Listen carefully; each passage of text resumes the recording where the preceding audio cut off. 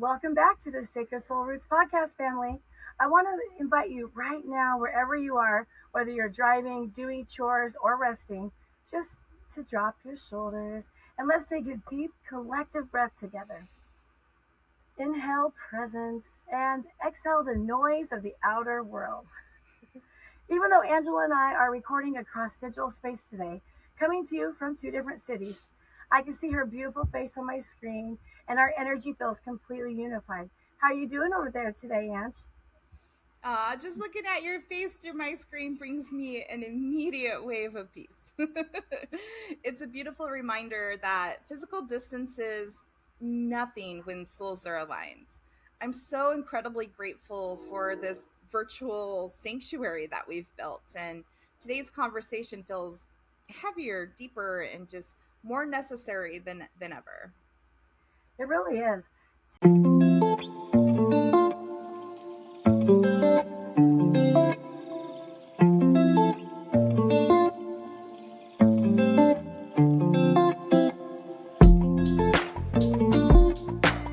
Today is our extended storytime edition, and we are unpacking a painful reality of modern life, the illusion of loneliness. We want to look closely at how it is entirely possible to keep your calendar completely booked. You're busy, surrounding yourselves with friends and family and colleagues, but yet still carry this heavy, nagging ache of disconnectedness right in the center of our chest, right? So you could be in a room full of people laughing and yet still feel completely alone, like you're on your own island somewhere out there. Yeah, it's mind, body, spirit crisis. We stack our external schedules to soothe our internal void, like just to really fill that in. But spirit knows the difference between superficial proximity and true resonant connection. We live in a society that is like hyper connected digitally, yet desperately isolated spiritually. And the data backs this up in a staggering way. The US Surgeon General has reported that at least 1 in 2 American adults experience measurable loneliness, warning that chronic isolation carries a physical health risk, actually, equivalent to smoking up to 15 cigarettes a day. And so we're talking about half of us feel lonely on a regular basis. And furthermore, research from the Harvard Graduate School of Education points out that over 73% of people blame technology and social media, while 62% report being too overworked and exhausted to even form deep, meaningful ties. It's like we're moving too fast to truly see each other. Right? We try to cure our loneliness by adding more tasks to the calendar, when what we really need is to anchor down into absolute presence. And April, that doesn't just apply to our own loneliness, it applies to how we show up for the people that are right in front of us. Yes, it is so vital to bring our undivided attention back to our lives. Think about our children or our colleagues when they come to us needing a moment of connection. True presence means intentionally setting down the device we're holding. It means removing our hands from the computer keyboard instead of only half listening while continue typing.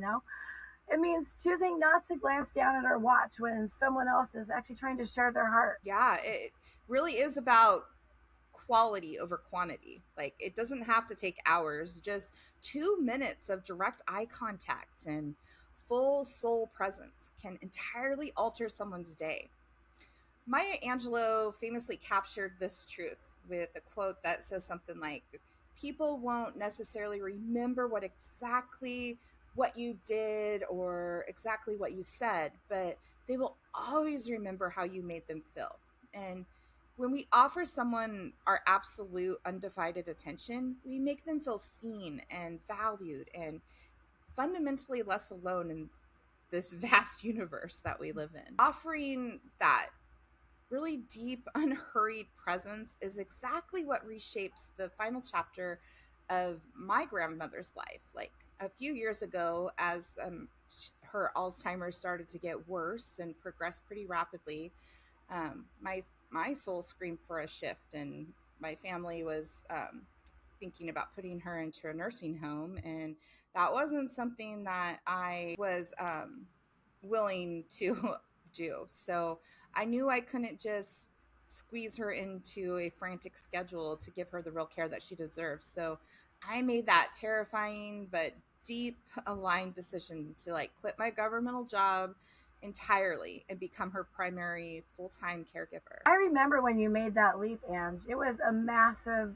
act of courage on your part, and it completely shifted the energetic connection with her, right? You two have always been close, but this took things to a deeper level. Yeah, and when she first came here, even though she was like physically surrounded by family members and medical staff dropping in, she was trapped inside the isolating fog of her failing memory. And she would look around the room and repeat over and over how deeply lonely she felt. She sadly said, "I'm so lonely." And it just broke my heart. It was a spiritual loneliness. She felt like she was slipping away and no one could reach her across the divide.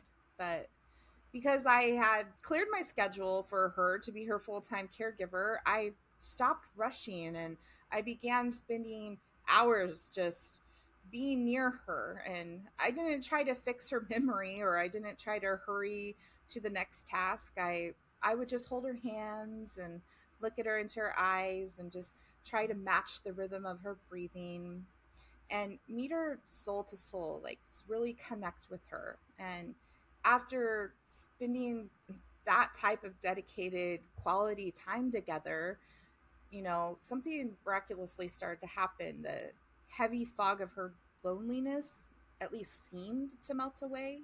And she stopped saying and repeating how lonely she was all the time. And one afternoon, I remember she looked at me with this like heartfelt clarity and squeezed my hand and she was like, "Angela, you're you're the sister I never had but always wanted."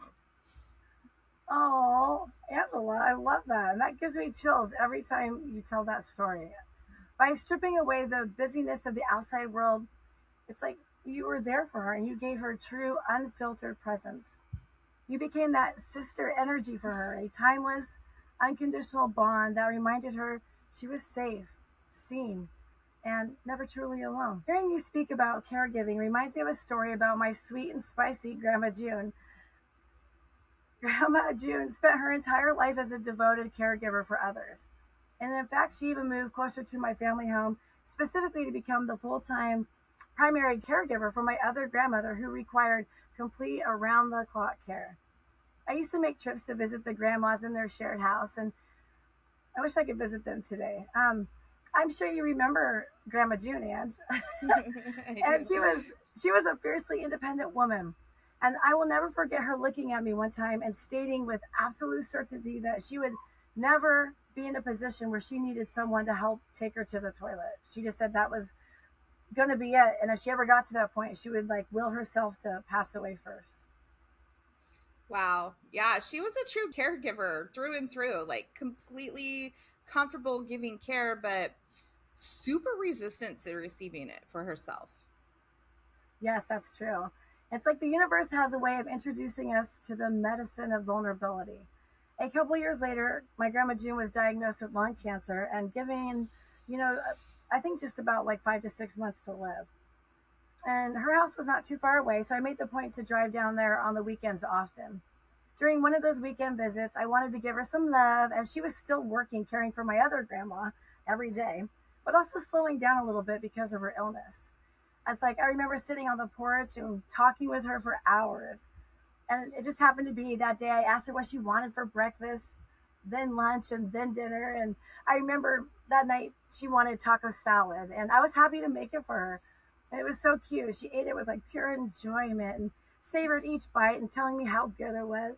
She always said cute stuff like, "Make sure you stir the food with love, it makes it taste better." And before bed that evening, she looked up at me and her body was starting to get weak, especially after spending all day up and at it on, talking and hanging out. It's like she quietly asked me if I could help her go to the bathroom. And of course, I helped her. In that moment, the fierce statement she made years prior dissolved into pure, sacred vulnerability. It was around 2 a.m. later that night, and I was suddenly like jolted awake in the dark. I felt this unmistakable, like physical brush of air passing across my face, and it felt like a gentle, loving little kiss from the wind or something. But I was inside a closed house with no drafts, and it was so distinct that I immediately got out of bed to go check on her. And as I was walking down the hallway toward her room, I heard my mom and dad call out from the other room and say, "April, she's gone." And I stopped in my tracks, and I didn't continue into her room. Instead, I went back to my bed and lay down in the dark. Kind of hot, quiet tears rolled down my face, completely soaking my pillow. It's like I had realized, oh my gosh, that I made her last meals for her. April, that breeze, that was her soul kissing you goodbye on her way out. And she passed with the taste of your love and her favorite meal still on her spirit. I think so. Grandma June had an incredible, sharp sense of humor, and it's almost like she wasn't about to let our story end on a heavy note. It was a couple months later, I was back visiting the granny house and spending time with the family. I walked into that same bathroom where I had helped her on her final night. And as I sat down on the toilet, I just found myself thinking about her and remembering that tender, vulnerable moment we shared. And Angela, I swear to you, as I was sitting there, the toilet paper roll right next to me began to unroll itself like so fast. It was like, brrr, and Wow. it was spinning in front of my eyes and even left a massive, chaotic pile of toilet paper on the floor. I couldn't believe it. No way. Oh my goodness. I would have Yeah, freaked out. it was freaky, but at the same time, I felt that warm tickle in my heart, and I even said out loud, "Hi, Grandma June." And I walked right back out and told my parents about the little bathroom visit. It's like she wanted to remind me, in a funny way, I guess, that she was completely free of her illness, still filled with humor, and that we never are truly alone. That's absolutely spectacular. Leave it to a grandma to use a toilet paper roll to prove that love transcends the physical veil. It's beautiful because it perfectly parallels how you met that same unconditional energy within your own spirit, April. It really does. And like we talked about yesterday, over the weekend, I listened to a guided meditation journey titled something like Meet Your Inner Guide.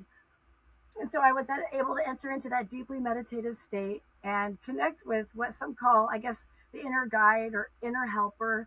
We refer to it as the higher self. Basically, the ancient core of who we are that's always been there through every single scraped knee, every midnight tear, and every silent sorrow. As I was able to reach that mind shift that's necessary and kind of enter in the inner landscape of my consciousness, I saw a radiant woman standing before me. And when I looked at her face, my breath kind of caught in my throat. It was me, standing there looking at me. But it wasn't like the version of me in this life, not, no, not being tired, stressed, or trapped in self doubt. It's like she was the absolute most vibrant, best version of myself, I guess. And she was looking at me with like unconditional love. And without a single word, it's like we walked toward each other and joined hands.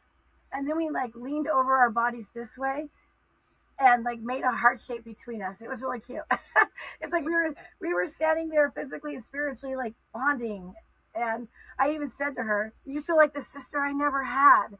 Mm. Wow. That same phrase across two different spiritual encounters. Yes, like almost exactly the same words. It was a cosmic revelation.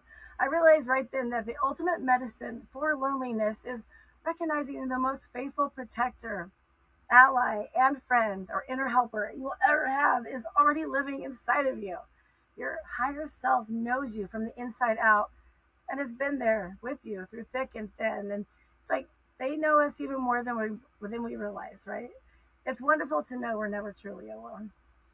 Absolutely. And it shows us that separation is nothing more than an illusion. Like, and that truth becomes even more vibrant when we recognize how our loved ones who have crossed over actively find ways to communicate with us across the veil.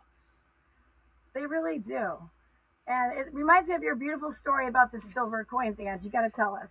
Oh yes. So after my grandmother passed, my husband Chad and we started finding like shiny silver dimes and quarters everywhere around the house, like on the kitchen counter, our nightstand, or right in the middle of the living room rug. Like they were all over, outside on our porch, in our cars. Like it didn't matter. Like It happened daily, and sometimes amounting to like literal dollars worth of coins in places that they had no business being.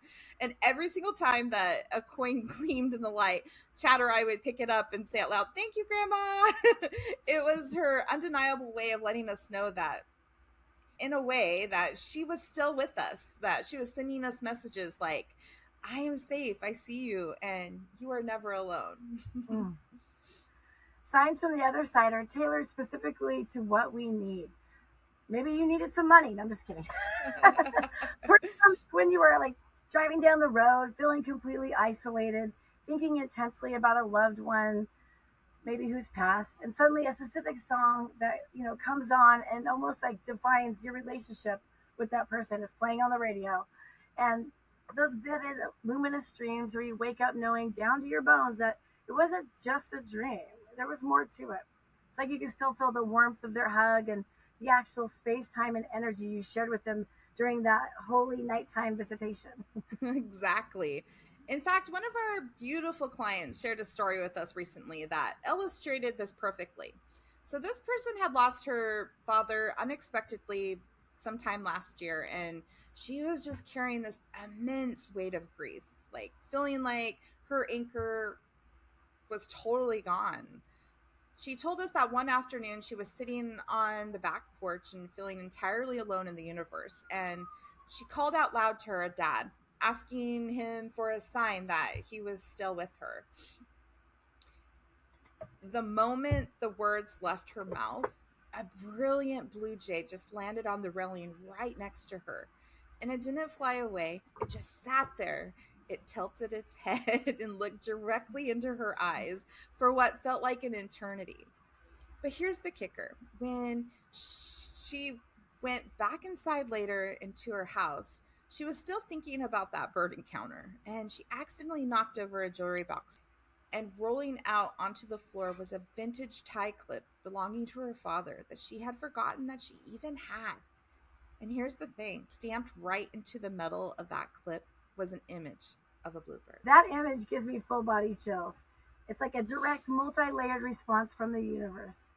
It's a beautiful reminder that our loved ones are sometimes just a whisper away, and using the physical world as a canvas to paint their love across our lives. It really is an open canvas. And that brings us to another massive layer of how we cure our social loneliness by remembering our ancient relationships with Mother Earth. When human society feels like it's just too loud or too busy or too emotionally distant, we have our entire living, breathing planet that's waiting just to hold us.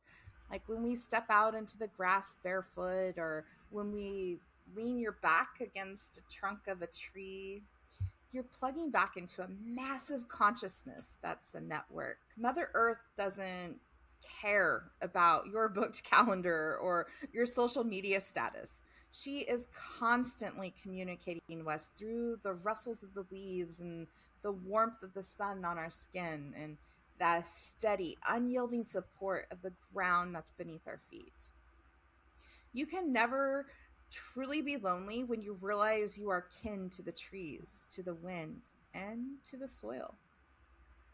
Yes, and think about the visual poetry written into our daily reality.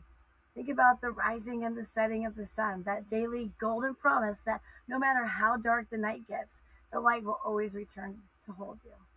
Or the magic of spending time in or near water.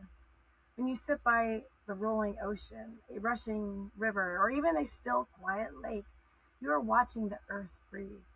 Water carries a fluid frequency that washes away our dense feelings of isolation.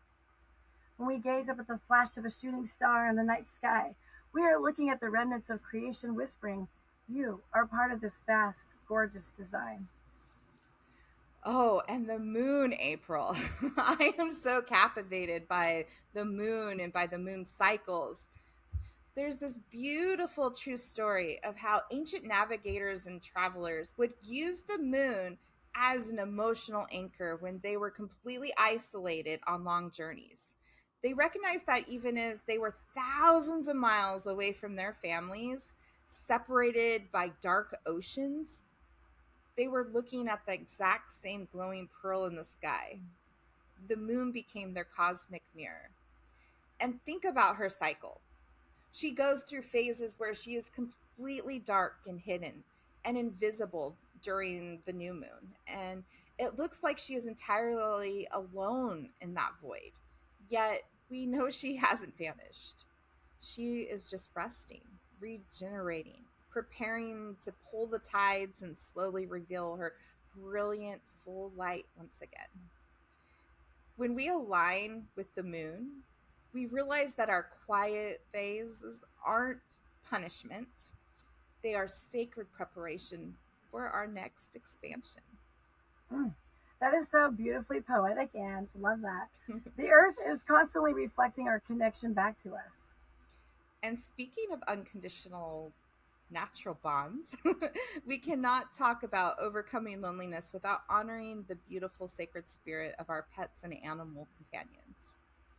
The animals in our lives are beings of pure, heart centered presence. The National Institute of Health has shown that interacting with animals drastically decreases cortisol levels, lowers blood pressure, and eases profound emotional isolation. A dog or a cat doesn't care if you have an unproductive day or if you feel awkward in social settings. When you sit on the floor and your pet walks over and they rest their chin on your knee and look up at you with those big trusting eyes, the mental loop of isolation completely shatters. Their physical warmth, their steady heartbeat, and their absolute loyalty act as an immediate bridge back to the present moment. They possess an intuitive emotional intelligence that senses when our spirit is hurting, and they step into that void with pure unfiltered love. In fact, if we look back at like history and lore, they're filled with instances where the bond transcends companionship and become literal salvation. So think of like the famous true historical accounts of dogs like Bolto or Togo, the sled dog who braved a blinding like sub-zero Alaskan blizzard just to transport life-saving medicine to a stranded town. When the human drivers could no longer see because it was like incomplete whiteout, they had to entirely surrender their survival to this intuitive geniusness of a dog. It was the animal's connection to the earth and that their fierce love for their pack that pulled humanity through that dark time. Recent studies have even shown that dog ownership is linked to a 24% lower risk of all cause mortality. They literally keep us alive. And they are our guardians, whether it's a dog guiding a human through a blizzard, like you mentioned, or a cat curling up against a heavy chest at night, or a bird landing on a railing to deliver a sign from a father on the other side. Animals remind us how to receive love without overcomplicating it. And it makes me think of spirit animals and the shared energy and connection and sense of protection spirit animals provide. But we'll save that for another episode. It's so true. Whether it is the silent, comforting gaze of a pet, the steady grounding of Mother Earth, the cosmic reassurance of a shooting star, a striking sign like a moving toilet paper or even a silver coin, or a deep meditation where you meet your own radiant higher self, the message of today's story time is singular and absolute. Separation is an illusion. You are anchored, you are watched over, you are infinitely, eternally woven into a massive web of life and love. Mm, I love that and personally find a lot of comfort thinking about life like that. So, our invitation to you as you head into this coming week is to stop trying to cure your loneliness by overpacking your schedule and looking outward for validation. Instead, choose to clear a space and give your undivided attention to the colleagues, to the friends, and the children that are in your life by setting the devices down and then schedule an intentional appointment with your own soul. Sit in the quiet, listen for your inner helper, that beautiful sister energy within. Step out into nature, look for the silver coins, and hug your pets a little tighter. And thank you for sharing this sacred virtual storytime space with us today. Even across the miles, our roots are intertwined. We love you, we see you, and we are all walking this beautiful deep system together. Until next time, stay grounded. Bye. Sending love.